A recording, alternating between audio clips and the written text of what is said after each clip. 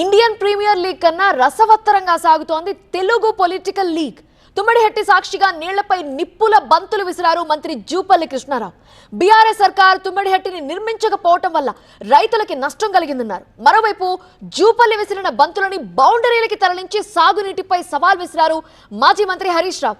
2.5 ఏళ్లుగా తుమ్మడిహట్టి పనులు మొదలు పెట్టకుండా ఆపిందెవరు అంటున్నారు హరీష్ రావు. కాంగ్రెస్ బీఆర్ఎస్ మధ్య ప్రాణహిత చేవెళ్ల ప్రాజెక్టుపై సవాళ్ల పర్వం కొనసాగుతుంది. తుమ్మిడిహట్టిని సందర్శించిన మంత్రి జూపల్లి కృష్ణారావు ప్రాజెక్టును బీఆర్ఎస్ నిర్లక్ష్యం చేసిందన్న ఆరోపణలకు కౌంటర్ ఇచ్చారు మాజీ మంత్రి హరీష్ రావు.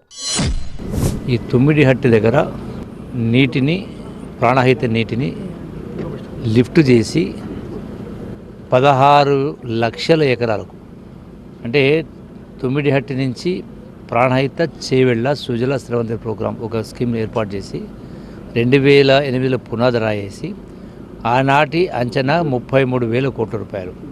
ఈ 33,000 కోట్లలో 11,000 కోట్ల రూపాయలు ఖర్చు చేయడం జరిగింది. సో ఆ కాలక్రమేణా తదనంతరం వచ్చినటువంటి ప్రభుత్వము ఆనాటి బీఆర్ఎస్ ప్రభుత్వం కూడా ఆ ప్రాజెక్టును పక్క పెట్టడం జరిగింది. ఒక మంత్రిగా ఉండి ఇంత పచ్చి అబద్ధం మాట్లాడొచ్చునా? ప్రజలు ఏమనుకుంటారనే కొద్దిపాటి సోయన్న ఉండాలనా వద్దా? నిజంగానే ఒప్పందం ఉంటే అప్పుడు 7.5 ఏళ్ళు, ఇప్పుడు 2.5 ఏళ్ళు, 10 ఏళ్ల నుంచి కట్టకుండా మిమ్మల్ని ఆపింది ఎవరు? ఎవరైనా అడ్డం పడ్డారా కట్టకుండా? అప్పుడు కాంగ్రెస్ పార్టీ అధికారంలో ఉంది కదా. 150 మీటర్లకు ఆనాడే కిరణ్ కుమార్ రెడ్డి హయాంలోనే ఒప్పందం అయ్యి ఉంటే ఆ రోజు తట్టెడు మట్టెందుకు దవ్వలే? 2.5 ఏళ్లుగా మీ డ్రామాలు ఎందుకు? పని ఎందుకు స్టార్ట్ చేస్తలేరు? కాంగ్రెస్ కు పేరు వస్తుందని తుమ్మిడిహట్టిని బీఆర్ఎస్ పట్టించుకోలేదని జూపల్లి ఆరోపిస్తే, మేడిగడ్డను రిపేర్ చేస్తే కేసీఆర్ కు పేరు వస్తుందని అలసత్వం వహిస్తున్నారని హరీష్ రావు విమర్శించారు.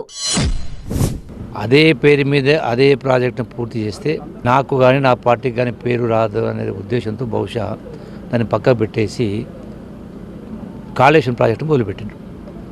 అట్లా కాకుండా అదే ఈ ప్రభుత్వాలు వస్తుంటాయి పోతుంటాయి, ముఖ్యమంత్రులు మారుతూ ఉంటారు.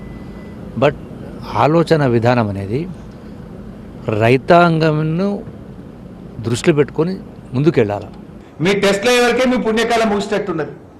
మీకు చిత్తశుద్ధి లేదు. మేడిగడ్డ మరమ్మతు చేస్తే కేసీఆర్ గారికి ఎక్కడ పేరు వస్తుందో అని ఈ తుమ్మిడిహట్టి డ్రామాల్లో అవట్టిరు మీరు. తుమ్మిడిహట్టి ప్రాజెక్టుపై జూపల్లి చేసిన కామెంట్స్ లో తప్పుపట్టారు హరీష్ రావు.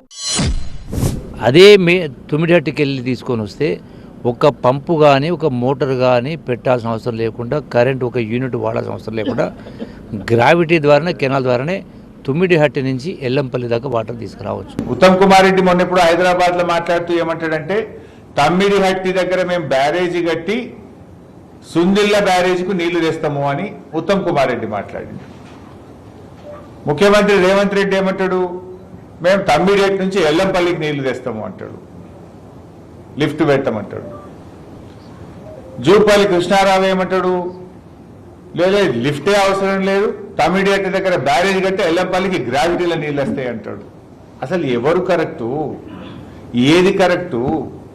రేవంత్ రెడ్డి చెప్పేది కరెక్టా? ఉత్తమ్ కుమార్ రెడ్డి చెప్పేది కరెక్టా? జూపల్లి చెప్పేది కరెక్టా? 3 పిల్లర్లను మరమ్మత్తు చేయడానికి ఇంకెన్ని సంవత్సరాల సమయం కావాలని ప్రశ్నించారు హరీష్ రావు. పక్క రాష్ట్రాలను ఒప్పించాలంటే విఘ్నతతో వ్యవహరించాలి తప్ప రెచ్చగొట్టొద్దన్నారు బీఆర్ఎస్ డిప్యూటీ ఫ్లోర్ లీడర్. ఎవడన్నా ఒక పక్క రాష్ట్రాన్ని ఒప్పించాలి, అక్కడ వేరే ప్రభుత్వం అధికారంలో ఉంది అంటే ఒక స్టేట్స్మెన్ లాగా బిహేవ్ చేయాలి, విఘ్నతతో బిహేవ్ చేయాలి.